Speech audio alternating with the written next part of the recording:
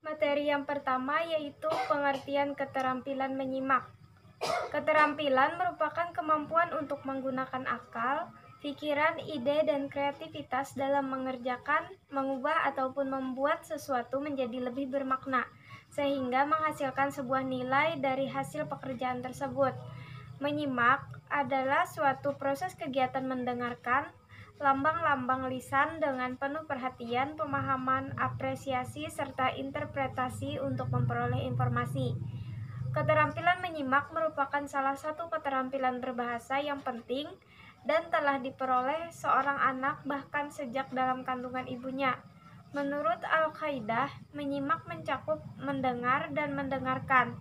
Kegiatan menyimak diawali dengan kegiatan mendengarkan dan diakhiri dengan pemahaman apa yang disimaknya. Yang selanjutnya yaitu tujuan menyimak. Dengan menyimak, seseorang dapat menyerap informasi atau pengetahuan yang disimaknya. Menyimak juga memperlancar keterampilan berbicara dan menulis. Semakin baik daya simak seseorang, maka akan semakin baik pula daya serap informasi atau pengetahuan yang disimaknya. Setiawan menjelaskan bahwa tujuan pokok menyimak adalah sebagai berikut. Yang pertama, untuk mendapatkan fakta. Banyak cara yang dilakukan oleh orang untuk mendapatkan fakta, yaitu yang pertama dengan mengadakan eksperimen, penelitian, membaca buku, membaca surat kabar, membaca majalah, dan sebagainya. Cara yang kedua yaitu untuk mendapat fakta, sebagian orang melakukannya dengan mendengarkan radio, melihat televisi, berdiskusi dengan sesama, dan lain sebagainya. Dari cara yang kedua tersebut, maka menyimak merupakan media untuk mendapatkan fakta atau informasi. Yang kedua, untuk menganalisis fakta dan ide. Setelah mendapatkan fakta atau data, penyimak kemudian melakukan analisis terhadap fakta atau ide tersebut dengan mempertimbangkan hasil simakan dengan pengetahuan dan pengalamannya.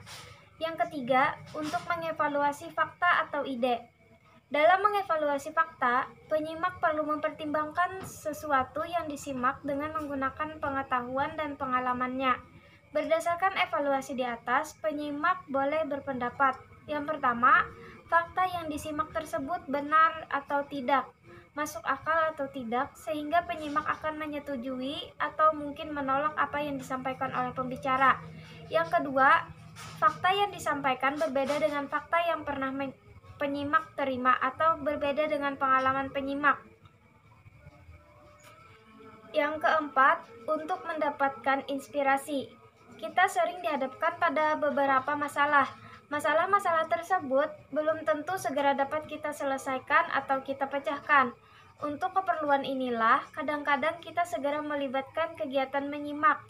Baik menyimak pembicaraan seseorang, menyimak pidato seseorang dalam pertemuan, maupun menyimak cerita seseorang tamu tentang pengalaman hidupnya. Yang kelima, untuk memperoleh hiburan. Dalam kenyataan, kita senantiasa dihadapkan pada beberapa kesibukan dan beberapa masalah. Setelah pemikiran kita jenuh karena terlalu lelah, kita membutuhkan hiburan. Untuk memperoleh hiburan antara lain kita dapat melakukannya dengan menyimak nyanyian langgam Jawa lewat radio, tayangan-tayangan televisi, dan pertunjukan-pertunjukan secara langsung. Dan yang terakhir yaitu untuk memperoleh kemampuan berbicara. Perlu dipahami bahwa berbicara itu tidak mudah. Oleh karena itu, untuk memperlancar atau tingkatan kemampuan berbicara antara lain dapat ditempuh lewat menyimak pembicaraan orang lain. Perkenalkan, nama saya Baildo. Saya ingin menyampaikan materi jenis-jenis menyimak. Adapun jenis-jenis menyimak dalam pembelajaran bahasa Indonesia adalah sebagai berikut. Yang pertama, menyimak ekstensif. Yang kedua, menyimak intensif. Yang ketiga, menyimak sosial. Yang keempat, menyimak sekunder. Yang kelima, menyimak estetik. Yang keenam, menyimak kritis. Yang ketujuh, menyimak konsentratif. Yang kedelapan, menyimak kreatif. Yang kesembilan, menyimak integratif. Yang ke-10, menyimak penyelidikan. Yang ke-11, menyimak pasif. Yang ke-12, menyimak selektif. Faktor yang mempengaruhi menyimak. Beberapa pakar atau ahli mengemukakan beberapa jenis faktor yang mempengaruhi menyimak. Ada 5 faktor yang mempengaruhi menyimak, yaitu sikap, motivasi, pribadi, situasi, kehidupan, dan peranan dalam masyarakat. Dari persamaan dan perbedaan faktor-faktor yang mempengaruhi menyimak oleh 3 ahli di atas, Tarigan menyimpulkan ada 8 faktor yang mempengaruhi menyimak sebagai berikut. Yang pertama, kondisi fisik seseorang. Yang kedua, faktor psikologis. Yang ketiga, faktor pengalaman. Yang keempat, faktor sikap. Yang kelima, faktor motivasi. Yang keenam, faktor jenis kelamin. Yang ketujuh, faktor lingkungan. Yang kedelapan, faktor peranan dalam masyarakat. Jadi, dari beberapa pendapat para ahli yang mengemukakan beberapa faktor yang mempengaruhi menyimak, dapat disimpulkan bahwa psikologis, faktor pengalaman, faktor sikap, faktor motivasi, faktor jenis kelamin, faktor lingkungan, dan faktor peranan dalam masyarakat. Materi selanjutnya akan disampaikan oleh Saudari Nur Amalia Solehah. Assalamualaikum warahmatullahi wabarakatuh. Perkenalkan, nama saya Nur Amalia Solehah. Saya akan melanjutkan unsur-unsur menyimak. Unsur-unsur menyimak ada 3 unsur. Yang pertama adanya pembicara, yang kedua adanya penyimak, dan yang ketiga adanya bahan simakan. Yang pertama, pembicara. Yang dimaksud dengan pembicara di sini adalah orang yang menyampaikan pesan yang berupa informasi yang dibutuhkan oleh penyimak. Kemudian yang kedua, penyimak. Penyimak yang baik adalah penyimak yang memiliki pengetahuan dan pengalaman yang luas sehingga dia dapat melakukan kegiatan menyimak dengan baik. Yang ketiga yaitu bahan simakan. Bahan simakan merupakan unsur terpenting dalam komunikasi lisan, terutama dalam kegiatan menyimak. Yang dimaksudkan dengan bahan simakan di sini adalah pesan yang disampaikan oleh pembicara kepada penyimak. F. Tahap-tahap penyimak. Tahap-tahap menyimak yang pertama yakni tahap mendengar. Dalam tahap mendengar ini, penyimak berusaha menangkap pesan pembicara yang sudah diterjemahkan dalam bentuk bahasa. Untuk menangkap bunyi bahasa tadi, diperlukan telinga yang sangat peka dan perhatian yang terpusat. Dalam tahap ini, baru mendengar segala sesuatu yang dikemukakan oleh pembicara dalam ujaran atau pembicaraannya. Jadi, ketika kita masih berada dalam tahap ini, kita berada dalam tahap hearing atau mendengar. Kemudian yang kedua yaitu tahap memahami. Setelah kita melewati tahap mendengar tadi, bunyi yang sudah kita dengar ditangkap, perlu diidentifikasi, dikenali dan dikelompokkan menjadi suku kata, kelompok kata, kalimat, paragraf, dan wacana. Setelah mendengar tadi, tentunya ada keinginan bagi kita untuk mengerti atau memahami dengan baik isi pembicaraan yang disampaikan oleh pembicara. Sampailah kita pada tahap understanding atau tahap untuk memahami. Kemudian yang ketiga yaitu tahap menginterpretasi. Penyimak yang baik, cermat, dan teliti belum puas jika hanya mendengar dan memahami isi ujaran pembicara. Dia pasti ingin menafsirkan atau menginterpretasi isi ujaran pembicara, pendapat yang terdapat dan tersirat dalam ujaran pembicara. Dengan demikian, pada tahap ini penyimak telah tiba pada tahap interpreting. Yang keempat, tahap mengevaluasi.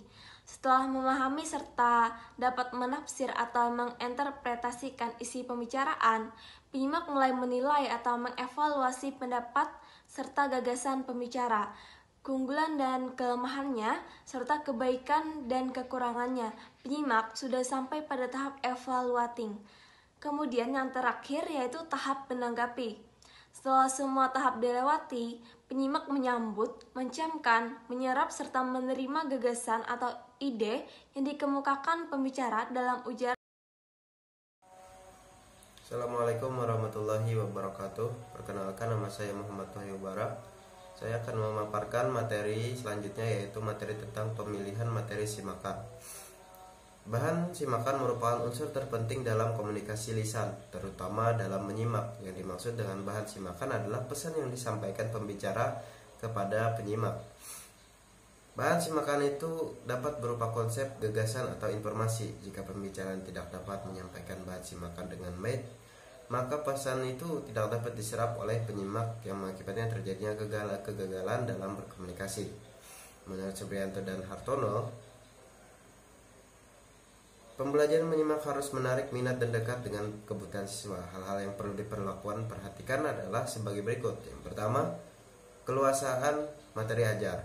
Nah, materi ajar menyimak dapat diambil dari berbagai sumber.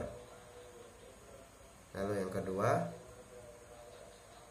ada keterbatasan waktu. Dalam pembelajaran, guru dituntut untuk dapat menyesuaikan waktu yang tersedia dengan bahan yang akan diajarkan.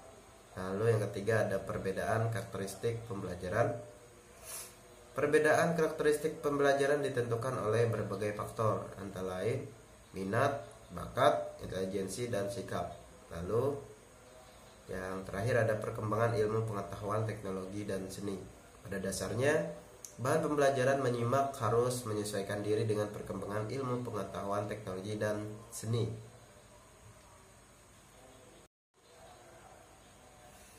Materi selanjutnya adalah penilaian keterampilan menyimak. Penilaian keterampilan menyimak dilakukan terhadap proses dan penilaian hasil. Penilaian hasil hanya merujuk pada hasil simakan siswa yang berupa respon atau jawaban-jawaban yang terhadap pertanyaan, sedangkan penilaian pada proses dilakukan dengan menggunakan model instrumen penilaian yang dirancang guru. Isi dan cakupan maupun jenis-jenis wacana. Yang pertama adalah tes kemampuan menyimak tingkat ingatan. Tes kemampuan menyimak pada tingkat ini sekedar menuntut siswa untuk mengingat fakta atau menyatukan kembali fakta-fakta yang terdapat di dalam wacana yang telah diperdengarkan. Lalu yang kedua ada tes kemampuan menyimak tingkat pemahaman. Tes keterampilan menyimak pada tingkat pemahaman menuntut siswa untuk dapat memahami wacana yang dipergunakan. Lalu yang ketiga ada tes kemampuan menyimak tingkat penerapan. Diharapkan siswa dapat menerapkan konsep atau masalah tertentu pada situasi yang baru. Lalu yang terakhir ada tes kemampuan menyimak tingkat analisis.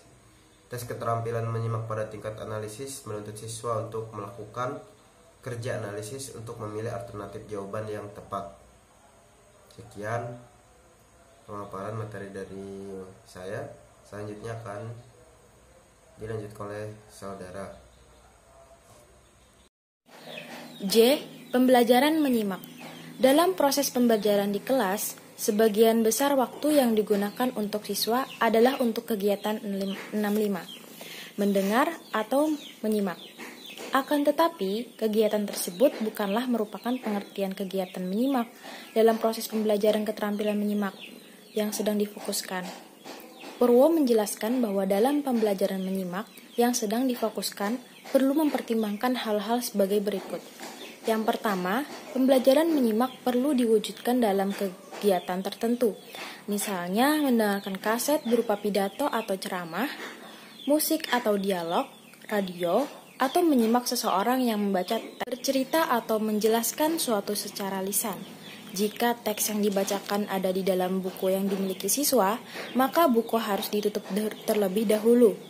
Macam yang didengar dapat dilakukan secara bervariasi. Kedua, kegiatan tersebut perlu dibatasi waktunya, misalnya 10-15 menit. Hal ini mengingat menyimak membutuhkan konsentrasi yang penuh, sehingga tidak mungkin berlama-lama tanpa batas waktu. Ketiga, kegiatan menyimak harus mempunyai tujuan yang jelas dan terarah.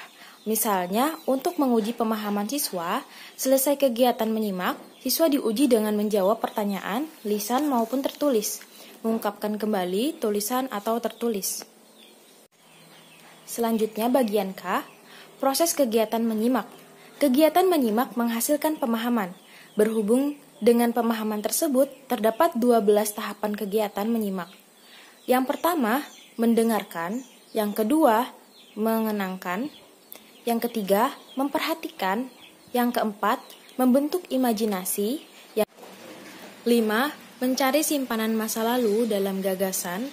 6, membandingkan. 7, menguji isyarat-isyarat. 8, mengodekan kembali. 9, mendapatkan makna. 10, memasukkan ke dalam pikiran di saat-saat mendengarkan atau menyimak. 11, menginterpretasikan sesuatu yang disimak. 12, menirukan dalam pikiran. Bagian L, cara meningkatkan keterampilan menyimak. Ada beberapa hal yang perlu diperhatikan dalam meningkatkan keterampilan menyimak, seperti berikut ini. Yang pertama, bersikaplah positif. Yang kedua, bertindaklah responsif. Yang ketiga, cegahlah gangguan-gangguan. Simaklah dan ungkapkanlah maksud pembicara. Yang kelima, carilah tanda-tanda yang akan datang. Keenam, carilah rangkuman pembicaraan terlebih dahulu.